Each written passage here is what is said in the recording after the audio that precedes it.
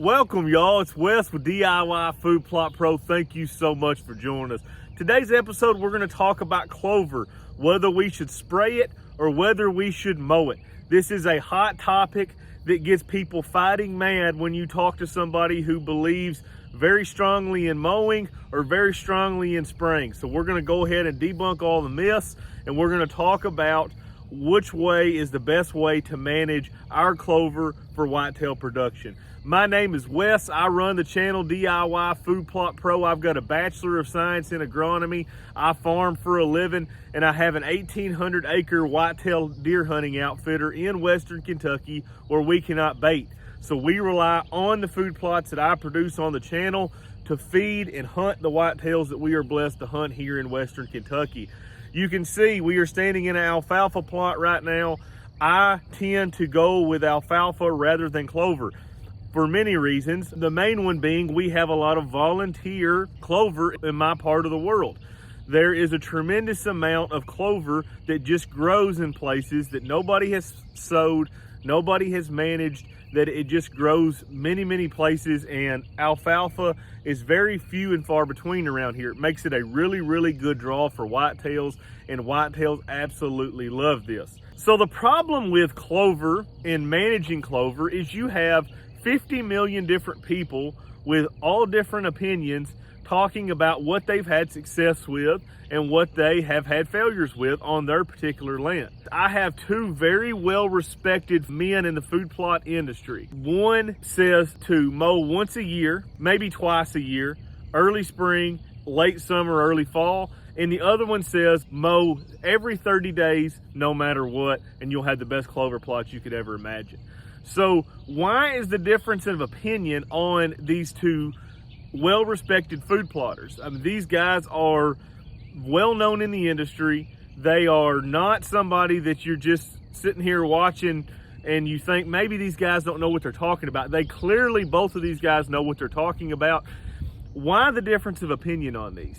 We're going to go through that, and I'm going to tell you what I think, what I believe is true on these clover plots, and what is the best way to manage your clover plots for maximum forage for your whitetail food plots. Clover is the most widespread food plot across the United States. 9 out of 10 people you talk to, if you ask them if they've got a food plot on their land, the ones that say yes, 9 out of 10 of them are going to say it's some form of clover. Very common, whether it's a white clover, a red clover, a perennial, annual clovers. Clovers are extremely popular among food plots, and for good reason. Whitetails like them. They're good for turkeys.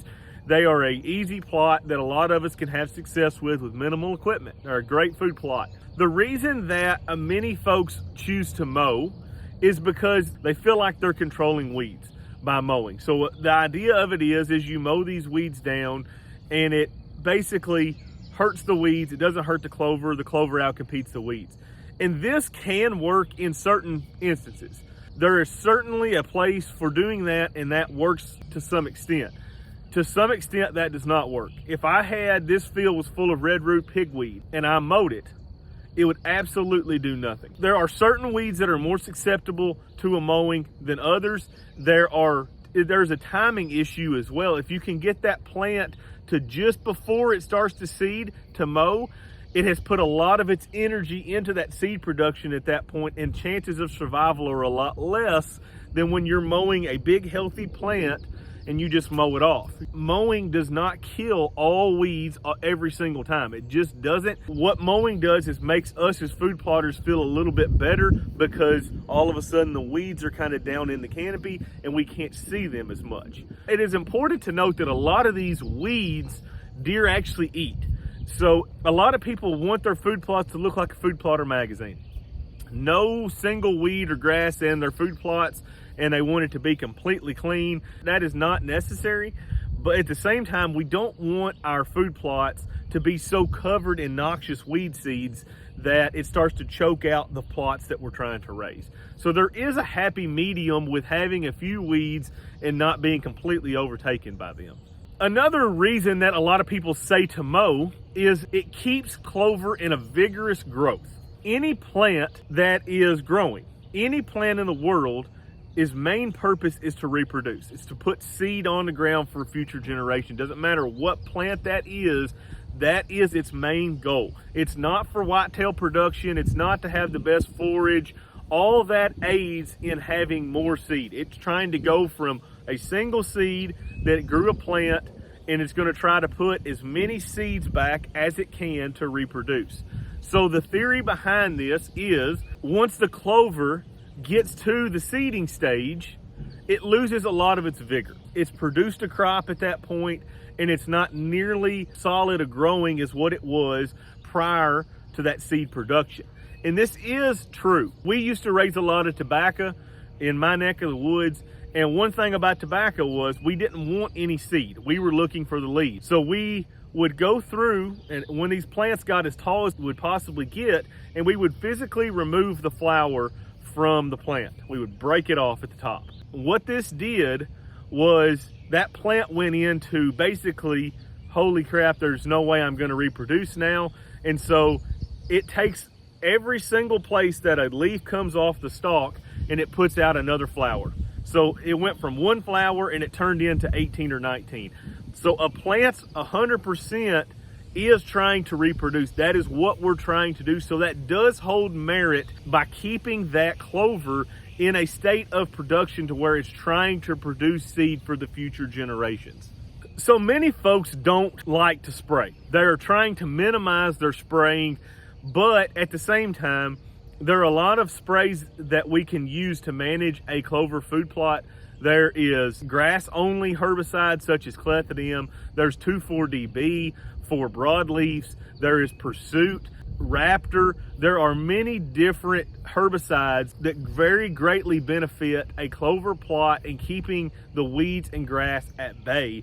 It's not something that is very difficult to do to keep one of these plots somewhat clean by spraying 2 or 3 times annually, and getting a good thick lush stand is key in keeping those weeds and grasses at bay. So let's get into why we see so many varying opinions on this matter. I'm not going to name the 2 well-respected food plotters. All of y'all would know both of these guys. They are mega giants in the food plot industry, very well respected. One says absolutely don't mow except maybe once or twice a year, and the other one says mow every single 30 days no matter what. Very important to mention that both of these guys are in different parts of the country. One is down south, one is north. So that plays a huge role in whether we should be mowing or spraying our clover food plots. It shouldn't be as much surprise. The guy that's up north in the upper Midwest has very good soils. He has a lower summer temperature, and summer rainfall amounts are typically higher. And you also have a much better soil pH and higher fertilities. So that's 4 things that we have that this fella has in where he's at. And I'm not going to name where he's at because y'all might know who he is.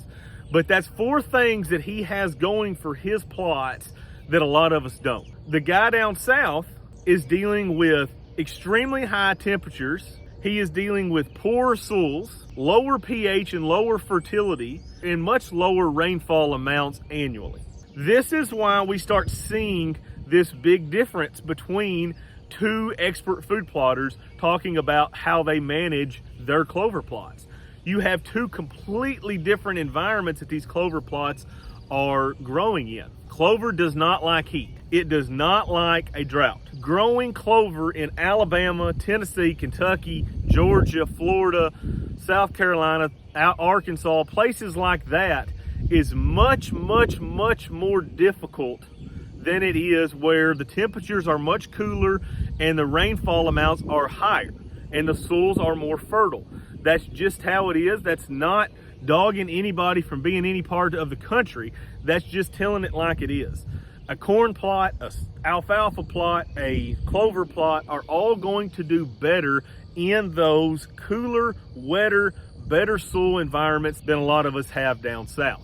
It makes perfect sense why the guys that are in the upper Midwest are having a lot of luck doing it that way, because they have all these ingredients that we just talked about, where in Kentucky, I would be nervous as a cat to come out here in the middle of June or July and mow a clover plot down. I mean, you talk about making me nervous. Daytime temperatures will be in the high 90s, very regular, get into the 100s. A summer drought is only 2 weeks away with our poor topsoil. Our topsoil is only about 8 to 9 inches deep. Then we have a little bit of subsoil, and then we hit a fragipan, and the roots from plants cannot get through the fragipan. So we have roughly 16, 18 inches of soil to work with. We can go from wet to a drought in the summer heat in 2 weeks' time.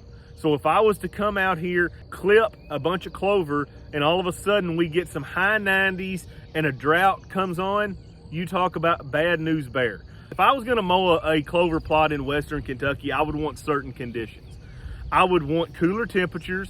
I would want adequate soil moisture when I was mowing, and I would want timely rains to be in the forecast. If that case, I think you're taking very minimal risk of mowing your clover.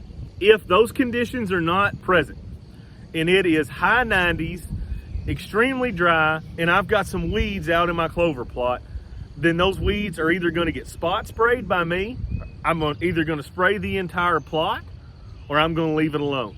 Because there's no way I'm coming out here in the dead of summer, hot, dry, and gonna clip 2/3 of this forage off for this whitetails to try to control a few weeds. Not gonna do it in my part of the world.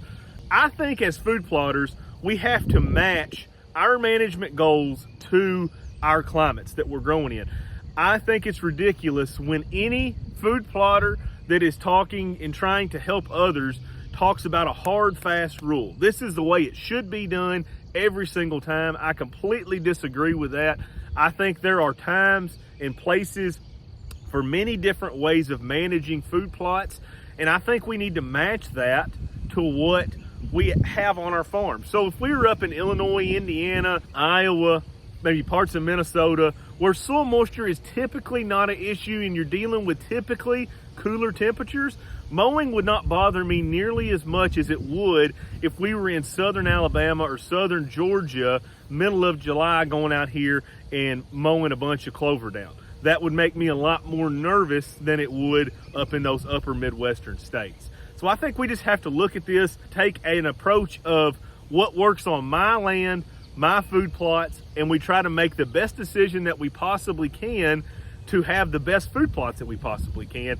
And I think for me, in my neck of the woods, I would lean a lot more towards spraying than I would doing a lot of mowing. I probably would do a couple supplemental mowings per year, but it would be strategic timing with adequate moisture in the soil and more rain on the way and lower temperatures expected. Thank you guys so much for watching. I really hope you found this video helpful. If you have, please smash that like and subscribe button.